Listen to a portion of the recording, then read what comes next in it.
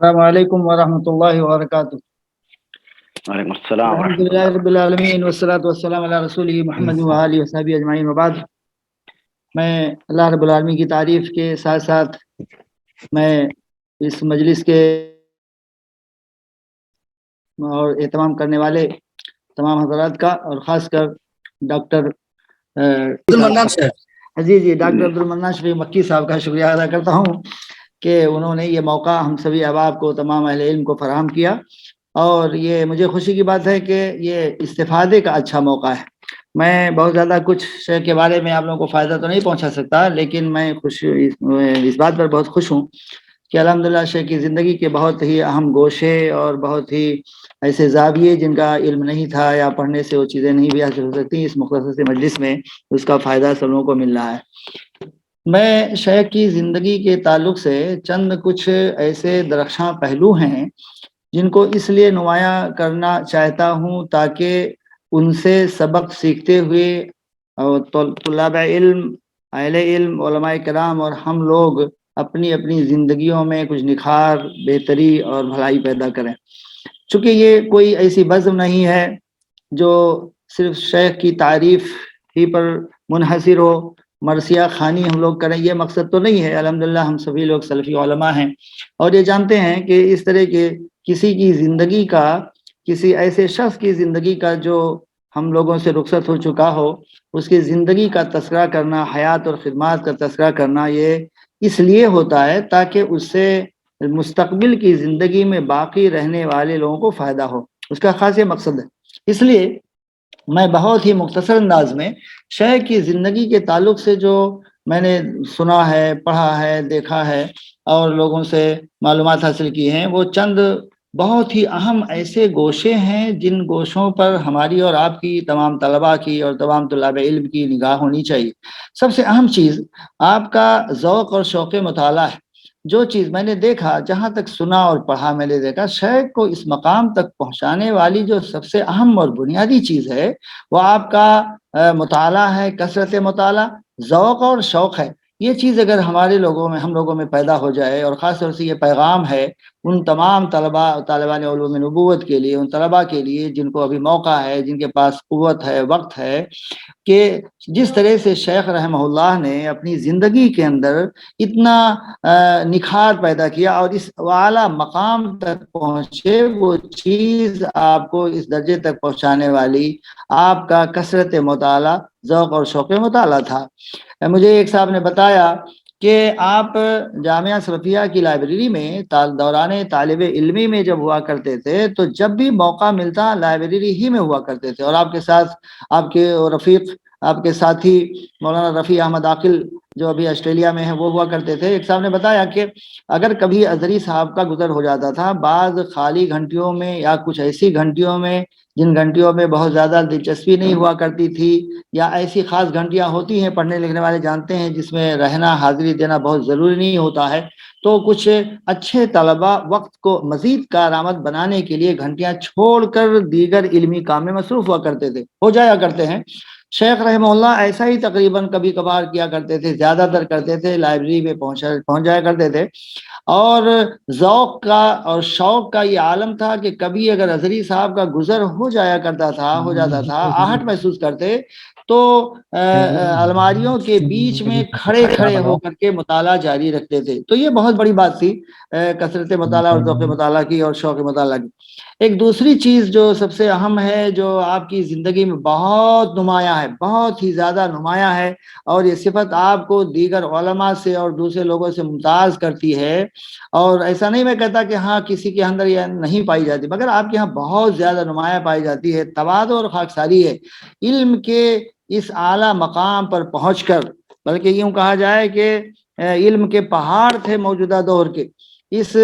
اونچے مقام پر پہنچنے کے بعد بھی کوئی بھی اگر طالب علم نیا سے نیا اجنبی جو اس نے کبھی نہ آپ کو دیکھا ہو اور کبھی آپ سے ملاقات نہیں ہو، اگر وہ ملاقات کر لیتا تھا تو یہ نہیں باور ہوتا تھا کہ شیخ کی بہت پہلے سے شناسائی نہیں ہے۔ یہ عجیب و غریب معاملہ، اتنے تواضع، اتنی خاکساری اور اس طرح سے خندہ پیشانی کے ساتھ ایسے جو ہے بے تکلف انداز میں ملتے کہ ملنے والا یہ محسوس نہیں کرتا اور اس کو یہ احساس ہوتا کہ شیخ اتنے بڑے ہو کر کے کس طرح سے اس تواضع کے ساتھ پیش آتے ہیں. اور جیسا کہ احباب نے اپنے تجربات بتائے ہیں اور میرے ساتھ بھی آپ کا تجربہ اس طرح کا ہے. ایک تیسری چیز جو میں بتانا چاہوں گا کہ آپ کے اندر لوگوں کو فائدہ پہنچانے، دوسروں کی خیرخواہی کا جذبہ کوٹ کوٹ کر بھرا تھا. چنانچہ طلاب جدد کے لیے، نئے لوگوں کے لیے بھی اور پرانے لوگوں کے لیے بھی جتنے بھی ملنے والے ہوتے، آپ چاہتے تھے کہ میری ہی طرح سارے لوگ ذی علم اور بہت بہتر اور اچھے بن جائیں. تو یہ خیرخواہی کا جو جذبہ اور ہماری دین کے اندر جو ہے الدین والنصیحہ کیا کہا جائے کہ بالکل صحیح مصداق آپ تھے. سب کے ساتھ بھلائی چاہتے تھے، عام ہو، خاص ہو، اپنا ہو، غیر ہو، قریب کا ہو، دور کا ہو، کسی بھی طرح کی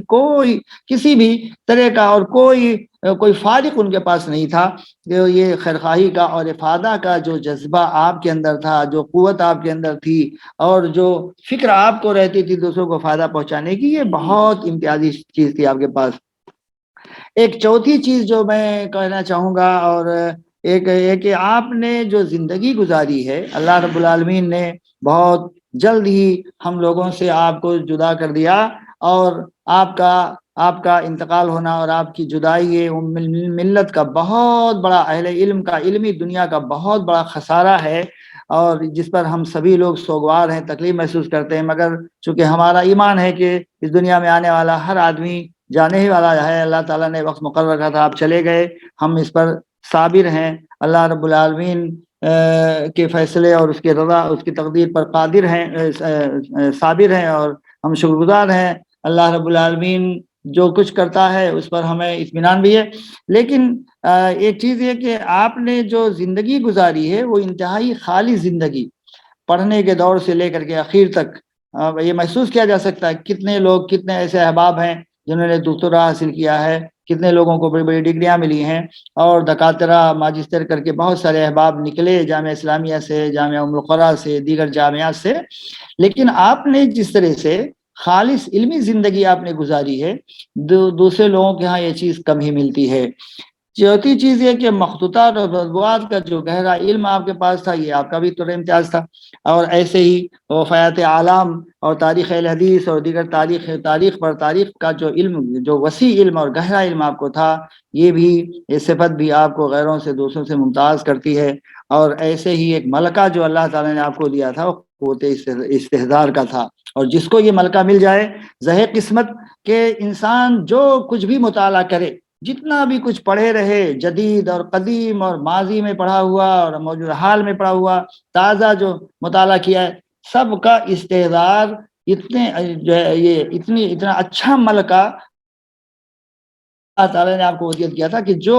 بھی آپ جب بھی جس مجلس میں، تحریر میں، تصنیف میں، مقالہ میں، خطبہ میں جب بھی چاہتے تھے تو اس کا استحضار آپ استحضار کر دیتے تھے. اور جس موضوع پر آپ بولنا چاہتے، لگتا تھا کہ وہی موضوع، اسی موضوع پر آپ کا وہ تخصص ہے. تو یہ کچھ خصوصیات تھیں جس کا تذکرہ ہم نے اس لیے کیا ہے کہ ہمیں بھی چاہیے کہ ہم بھی شیخ رحمہ اللہ کے ان خصوصیات کے حصول کے لیے جو اسباب ہیں، جو وسائل ہیں، انہیں اپنائیں، اور تاکہ ہم لوگوں کے اندر اللہ رب العالمین نے ہمیں جو زندگی دے رکھی ہے اس میں ہم دوسروں کو فائدہ پہنچائیں. اللہ رب العالمین سے دعا ہے کہ اللہ رب العالمین اس مجلس کو کامیاب بنائے اور جس مقصد کے تحت ڈاکٹر صاحب نے مجلس رچائی ہے اور سجائی ہے کہ وہ مقصد میں کامیاب کرے. اور اللہ رب العالمین شیخ رحمہ اللہ کو غریق رحمت کرے اور آپ کی تمام اعمال کو، حسنات کو قبول فرمائے، صدقہ جاریہ بنائے. اور بشری تقاضے کے مطابق اگر کچھ کوتاہیاں لغزشیں ہوں تو اللہ تعالیٰ انہیں درگزر فرمائے.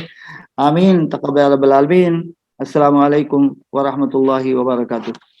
وعلیکم السلام ورحمۃ اللہ وبرکاتہ. ہاں شیخ، آپ واپس آ گئے ہیں؟